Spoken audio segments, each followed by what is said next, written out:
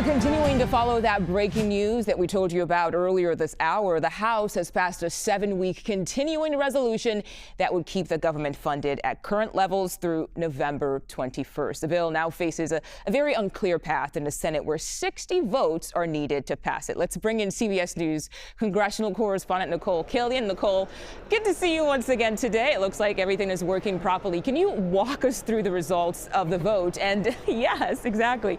Walk us through the results of this vote and what happens next.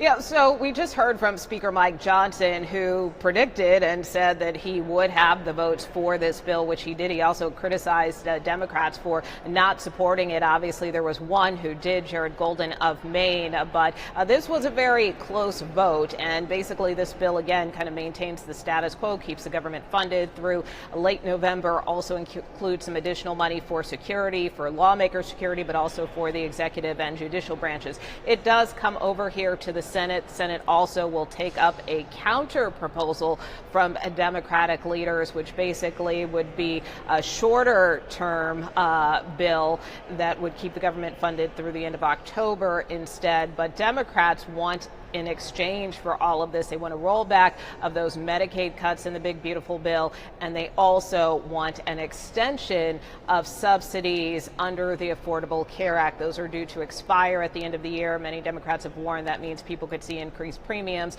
if those subsidies aren't extended. So that's what Democrats want. That's why they didn't support this continuing resolution in the House, and why they are putting forth their own proposal here in the Senate. Now, what we will be watching for is to see whether either of these proposals gets the required 60 votes here in the Senate. That's going to be an uphill climb, and if they don't get the votes, we know lawmakers are set to recess next week, so that could really put them up against a wall if they aren't able to pass a government funding package in time.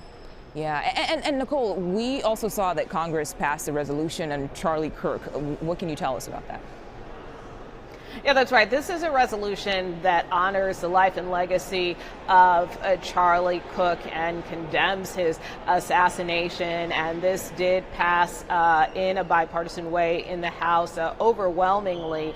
So this was just kind of a show of solidarity, but also another attempt by lawmakers to honor Charlie Kirk. Of course, we saw the House held a vigil here earlier this week.